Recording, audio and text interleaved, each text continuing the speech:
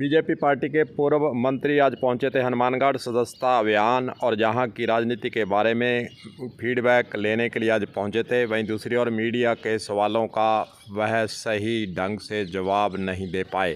Media के द्वारा पूछा गया कि किसानों के एमएसपी जो नरमा है, कपास है, चाहे धान है, चाहे मूंग की सरकारी खरीद नहीं हो रही और बाज़ार के अंदर 2000 का नुकसान किसानों को उठाना पड़ रहा है, इसका जवाब वे नहीं दे पाए। वहीं दूसरी ओर सौर ऊर्जा पर कांग्रेस के द्वारा सेस लगाया गया था, क्या बीजेपी उसे हटाएगी कि नहीं हटाएगी, इसका जवाब वे नहीं दे पाए और कहा कि संगठन स्तर पर इसकी चर्चा की जाएगी। हालांकि उन्होंने इस सवाल को टालते हुए कोई सीधा उसका जवाब नहीं दिया है। चलिए सुनिए मीडिया के सवालों का किस प्रकार टालमटोल करते हुए दिया गया है जवाब, सुनिए। देखिए, मुझे कांग्रेस का जवाब नहीं देना। भारतीय जनता पार्टी पूरी एकाग्रता के साथ इन 7 सीटों के ऊपर गंभीरता से चुनाव लड़ रही है।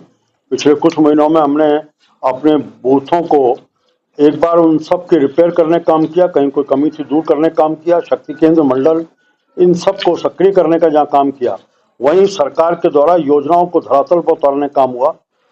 पूरी एक योजकता के साथ पार्टी ने अपने चीज को निकालने का काम किया और एक बहुत ही सुविचारित तरीके से योग्य प्रत्याशी रखे। जहां तक आपने एनडी की बात की है, मैं कह सकता हूं कि उनको पता है कि कांग्रेस साथ चलती है और बाद में सबको छोड़ती है, ये इतिहास रहा लगातार।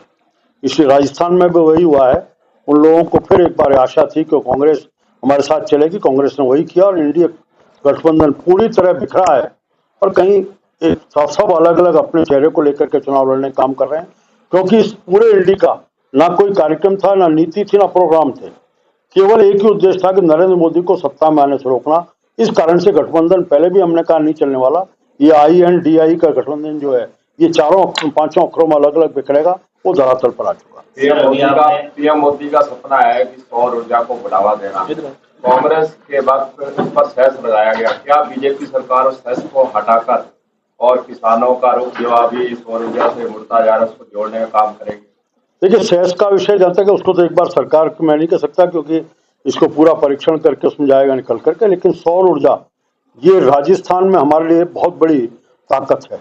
उसके ऊपर केंद्र की सरकार भी और राजस्थान की सरकार भी, इन्होंने भी अपनी तरफ से बहुत सारी कई प्रोग्राम दिए हैं, कई चीजें इंसेंटिव देने का काम किया है। घर घर में सोलर लगे, उसको कांग्रेस सरकार ने इंसेंटिव को रोक दिया था, जिसको आज भजनलाल जी के नेतृत्व में सरकार ने इंसेंटिव को भी चालू किया है और किसानों को भी इसका लाभ मिले, उसको भी। इसमें भी कुछ योजना और है कि हम कैसे इसको और बढ़ा सकते हैं, अधिक से अधिक लाभ पहुंचे, उसके ऊपर भी विचार चल रहा है। एक तो आप तो एक बात मानिए कि 14 में नरेंद्र मोदी की सरकार आने के बाद ये पहली सरकार आजादी के बाद जिसने किसानों के लिए सहयोग निधि की शुरुआत की, हर 4 महीने में 2000 रुपये, साल में 6000 देने का। ये पहली सरकार है जो हर रबी की फसल और खरीफ की फसल, इन दोनों को हर साल फसल आने पर की MSP आकर के बढ़ा करके कीमत तय करने का काम कर रही है, पहली सरकार है। निश्चित रूप से इन सब विषयों पर MSP भी तय करना, खरीद हो, यहाँ सरसों की MSP पहले नहीं होती थी, लेकिन सरकार आने के बाद उसको भी हम MSP खरीदा जाए, इसके ऊपर भी राजस्थान सरकार ने काम शुरू किया है। निश्चित रूप से इन सब विषयों को चिंता के साथ पूरा हो, किसान को लाभ मिले पूरा, इसकी चिंता सरकार। पेपर लीक की आपने बात की है, बीजेपी ने क्या फार्मूला लगाया कि पक्का इलाज हो, पेपर लीक नहीं हो, नकल नहीं हो? ये तो एक ही सरकार की इच्छा शक्ति ठीक है। सरकार के शहर के ऊपर पहले परीक्षाएं लीक हो रही थी। अपन सब जानते हैं रीट की परीक्षा का मास्टरमाइंड खुद सरकार में मंत्रिमंडल में बैठा था, मुख्यमंत्री का सचिवालय में बैठा था, RPSC में बैठे थे। ये सब सरकार की शहर पर चल रहा था। बार बार मांग करने के बाद भी उस समय की सरकार ने केवल लीपापोती की। जब भजनलाल जी के नेतृत्व में सरकार बनी, हमने गंभीरता से कार्रवाई की, तो एक एक बड़े बड़े चेहरे बेनकाम हो रहे हैं, जिनके कारण से रीट की परीक्षा। नगर पालिका और पंचायत के चुनाव एक साथ कराने की बात हो रही है, कब तक ये बैठेगा, कब तक माने कि चुनाव होंगे?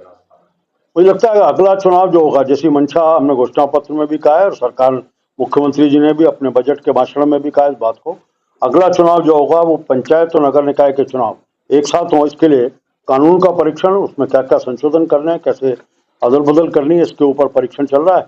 जैसे वो काम होगा उसकी पूरी जानकारी सबके सामने।